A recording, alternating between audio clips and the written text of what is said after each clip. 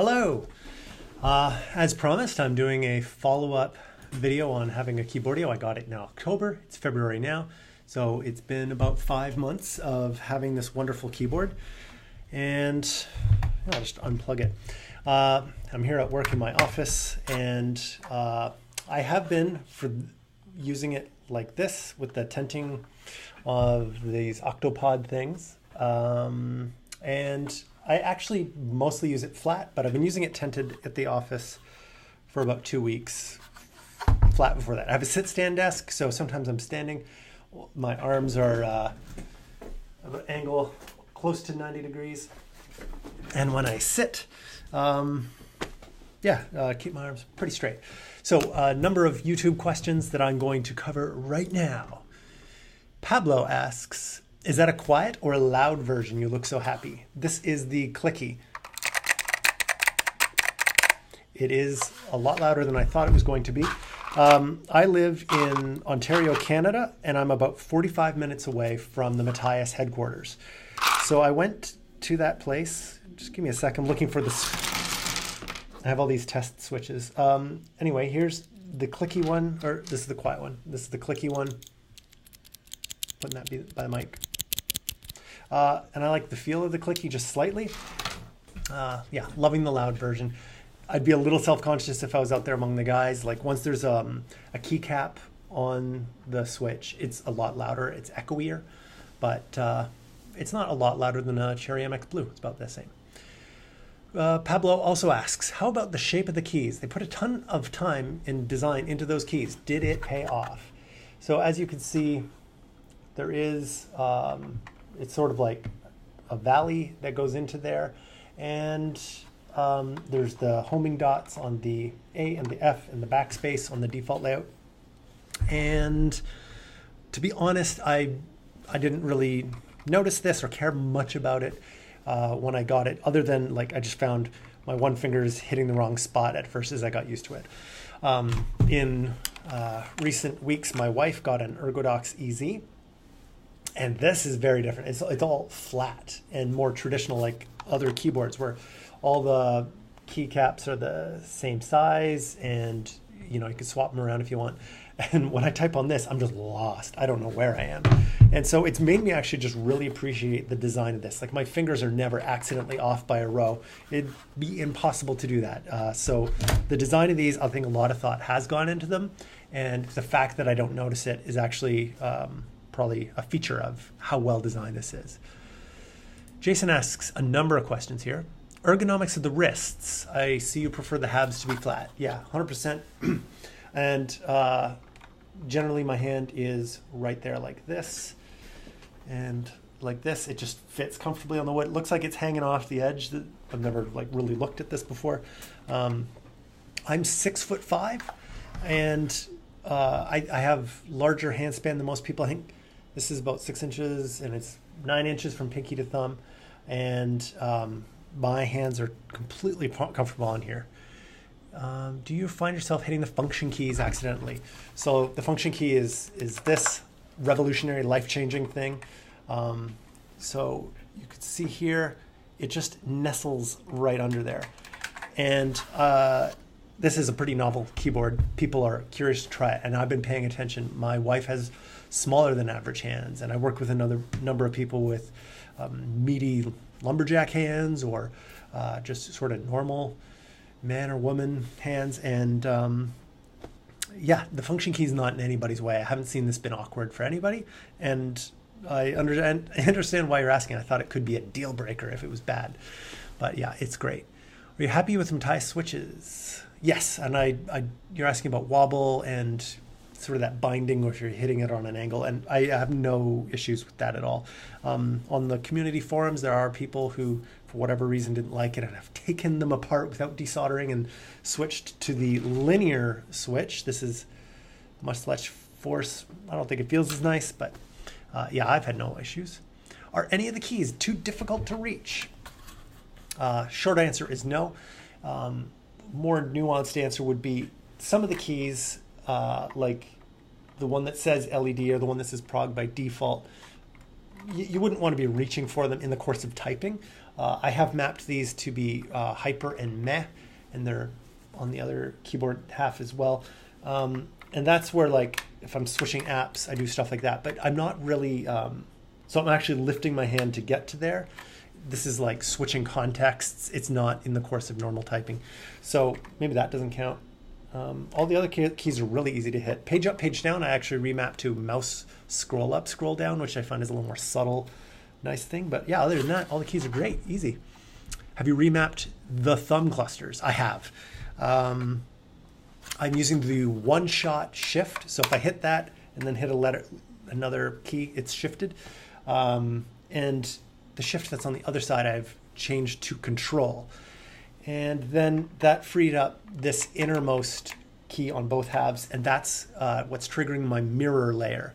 And that's one of your following questions. So the mirror layer, I'll just talk in QWERTY. I am using Colmac, but so your fingers are going to rest on ASDF. If I hold down this, your pinky is still doing JKL, and then your pinky's doing semicolon. So the finger's job doesn't change. So index is still going to do your J. It sounds like that wouldn't be really efficient, and maybe it's not. Like, I'm not typing that way. But if you can imagine messy burrito in hand, and you're going to try and type something because you're a monster who eats at his keyboard. Maybe I have been known to do that now and then. But one-handed being able to type like a URL is really nice. I didn't realize how much I must have typed single-handedly on traditional keyboard in that way. But where I find it is like, where I really rely on this is if I'm in Photoshop. And so I'm a web designer. So if I have to have one hand on the mouse like I do in Photoshop, then there's certain key bindings where I need the Alt key. So that would be like mirror key control command for me, and that would give me my Alt, and then I have another shift. Yeah, so if you have to have a mouse like in a gaming, or playing Minecraft with my daughter, if I have to do a search and find a specific object in mirror or creative mode, it's really handy to be able to type one-handed.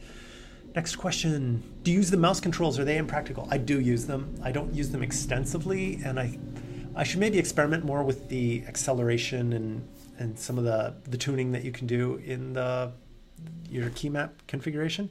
I've also used my wife's on the Ergonomics, and I found its acceleration more natural to me and how I think, but I haven't really played with this extensively. It's good enough. I like warping to a corner and then mousing around a little, especially since I'm using, instead of page up, page down, I'm using the mouse scrolls. So you have to have the mouse cursor over the correct object. And so it's been really handy. Somebody asked, how are the thumb clusters? Game changing. So again, you can see my hand here resting. As I move my thumb, like, I'm not trying to line it up with the keys. It's just like they're perfectly lined up. Like, this is designed with a human being's hand. If you compare it to an Ergonomics, let me get this lit right. Like, these three keys I'm hitting very well, but like these ones, not as much. And that's fine. There's lots of keys you don't need to be able to type on. So maybe volume keys or media or something. And you could also compare that with an Iris. This is my daughter's colorful keyboard.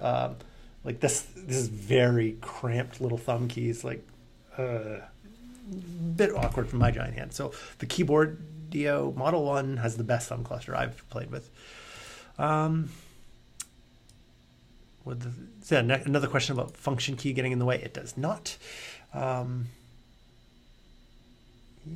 Does it get in the way when you're doing your letter keys? One thing I have found is, like, these are mechanical switches that don't need to be fully depressed to actuate. But if I do chords, I totally fully actuate them. What is the black object between your keyboard halves? I guess this was maybe in the unboxing video. I had my Intuos trackpad. It's a wired trackpad and stylus thingy. It's pretty good.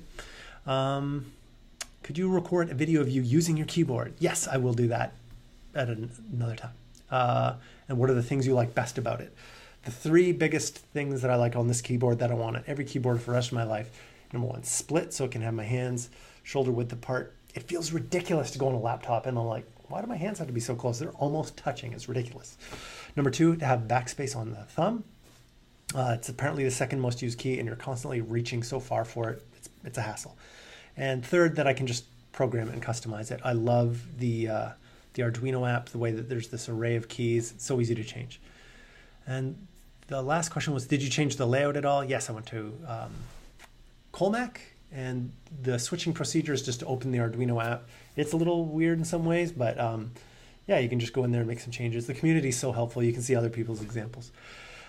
Yeah, those are the questions that I was asked, and here's the ones that I wasn't.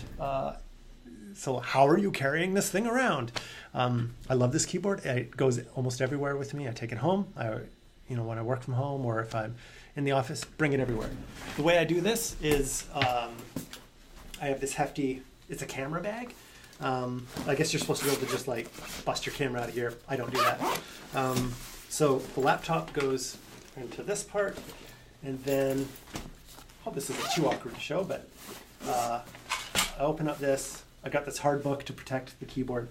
And then in this giant cavity, I have what could be more Canadian than putting your keyboard halves in a couple of toques, right?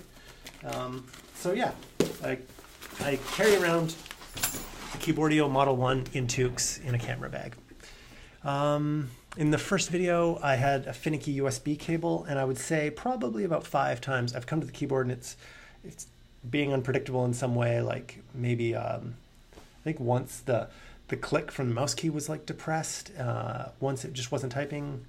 Maybe that's happened a couple times. So just to unplug it, plug it in right at the keyboard. It happens so infrequently that I don't even think about it. Not a big deal. Another surprising innovation is the HJKL keys. Let me get this. The lighting's all wacky here, sorry, but yeah, you can see there's arrows on the HJKL. That's the QWERTY layer. That's what the keys would be.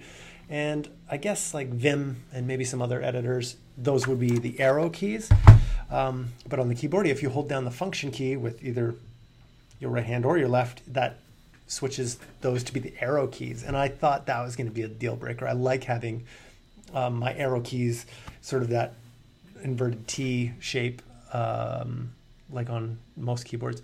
But it is now so second nature to me, the HJKL. On my wife's Ergodocs, there's a whole extra set of keys, like, wow, 5 keys here. I could have the arrow keys on the 0th layer again, and now that I know the HJKL order, I'll just use that. But it was like that's great in theory, but like in practice, my hand's on home row, I need to move the cursor down. I don't want to move off home row. It makes sense to me that would be a primary thing right there. So HJKL is awesome. It's a game changer. Yeah, 2 other things that I found: code symbols, the default ones where they are, like the squirrely, or what are they called, squiggly brackets. Use those in CSS a lot, and I still haven't got used to that. I don't code as much as I used to, but it's taking getting used to on some of those symbols. And I'm at the point where, 3 days in, I was using this full time. I could type very fast. The things that I'm really slow on are sort of the more complicated nuances of using a keyboard. Like on a Macintosh, that would be like Alt, Shift, arrow keys to jump over entire words and highlighting them. It would be Control, Shift, arrow keys on a PC.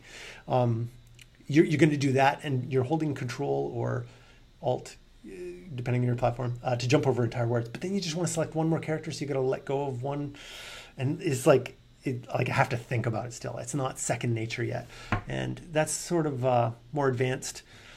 I don't know, keyboard parkour or something that is just going to take a while to get used to. So it's been 5 months. I still just am totally in love with this keyboard, and I think it's amazing. Thank you.